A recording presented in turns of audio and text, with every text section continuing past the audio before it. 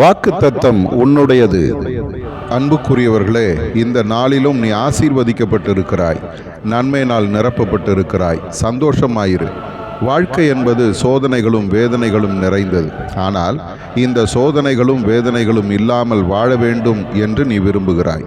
அதை மாற்றுவது யார் என்ற கேள்வியும் உனக்குள்ளே எழுகிறது. இதை மாற்றக்கூடிய வல்லமை என்னிடத்தில் மட்டுமே உண்டு. காரணம், நானும் உன்னை போல இந்த உலகத்தில் மனிதனாய் வாழ்ந்தேன். மனிதனுக்குரிய சோதனைகள்லாம் எனக்கும் வந்தது. பிசாசு என்னை சோதிக்க வந்து தோற்று போய் ஓடிப்போனான். ஆகவே சோதனை என்றால் என்ன என்பதும் அதில் எப்படி வெற்றி பெற வேண்டும் என்பதும் எனக்கு தெரியும்.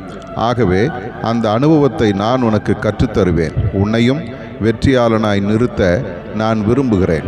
எனவே சோதனைகள் வேதனைகள் வரும்போது நீ அங்கும் இங்கும் ஓடாமல் என்னிடம் வந்து என்னிடத்தில் நீ கற்றுக்கொள்.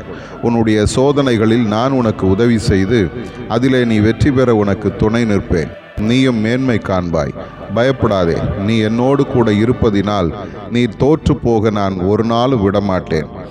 சோதனைகளை சகிக்கிறவன் பாக்கியவான். ஆதார வசனம், ஆதலால் அவர்தாமே சோதிக்கப்பட்டு பாடுபட்டதினாலே அவர் சோதிக்கப்படுகிறவர்களுக்கு உதவி செய்ய வல்லவராயிருக்கிறார். எபிரேயர் 2:18.